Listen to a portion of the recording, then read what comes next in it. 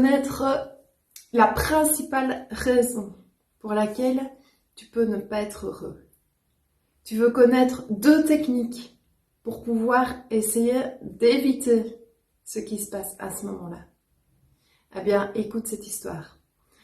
Tu as plein de personnes qui viennent près de moi et qui me disent « Mais Françoise, j'aimerais bien une lecture d'âme, on fait un accompagnement. » Et puis on se rend compte dans l'accompagnement que cette personne sentait à plusieurs moments de sa vie qu'elle devait quitter son boulot et qu'en plus, elle a déjà eu des occasions de le faire, mais qu'elle ne le faisait pas parce qu'elle avait de multiples bonnes raisons, que ce soit le fait d'avoir une incertitude de salaire, que ce soit trop loin du domicile, une incompatibilité par rapport à la situation familiale, etc., etc. Toutes ces bonnes raisons, c'est inconsciemment ce que l'on appelle de l'auto-sabotage. De l'auto-sabotage, qu'est-ce que c'est? Eh bien, c'est donner priorité à des peurs, des doutes, des questionnements qui vont nous empêcher de vivre une nouvelle histoire, une nouvelle aventure, une nouvelle expérience de vie.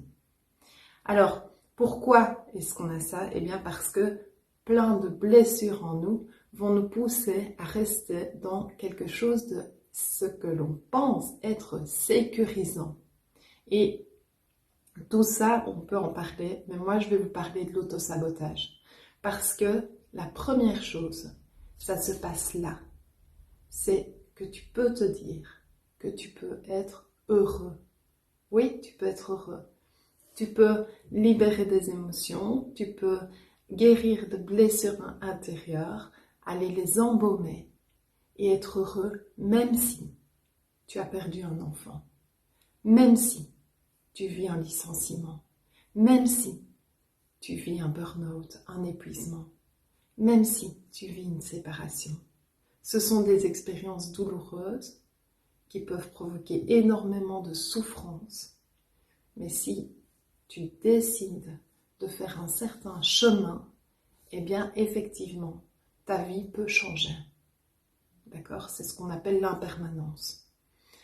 Alors, c'est pas évident. C'est pas un chemin évident et c'est pas en regardant une vidéo ou en lisant des livres que ça va se faire comme ça.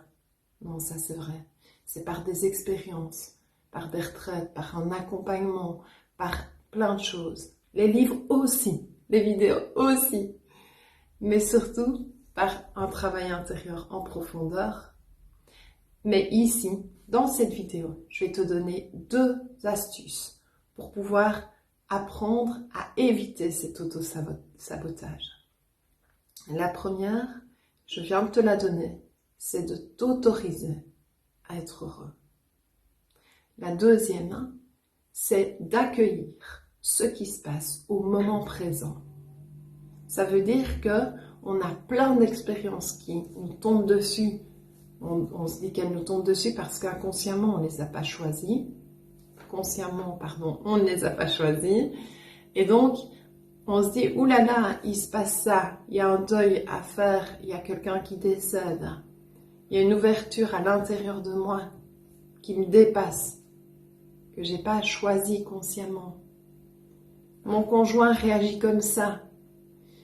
Et si tu décidais que ces expériences sont des enseignements qui peuvent te faire grandir, là tu changes d'optique et tu ne te positionnes plus en victime, mais en quelqu'un qui est responsable de sa vie, créateur de sa vie et de son bonheur.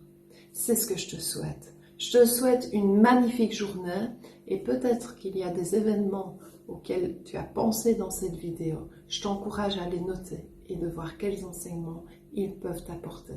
Si c'est trop difficile d'aller dans cette zone-là, eh bien n'hésite pas à passer à l'action et à te laisser guider par des personnes qui peuvent t'accompagner.